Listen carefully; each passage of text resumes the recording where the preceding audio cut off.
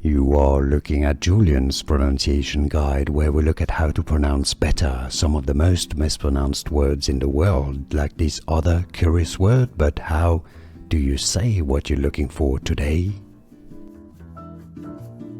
We are looking at how to pronounce this word, and we'll be looking at how to say more confusing vocabulary too many people mispronounce in English. Stay tuned to the channel to learn more. Study. Study.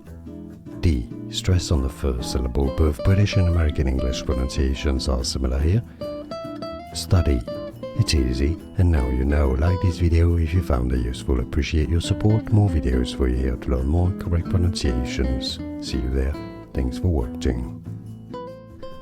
Here are more videos on how to pronounce more confusing words and names too many mispronounced. Like this video if you found it useful. I appreciate your support. I'll see you soon, and thanks for watching.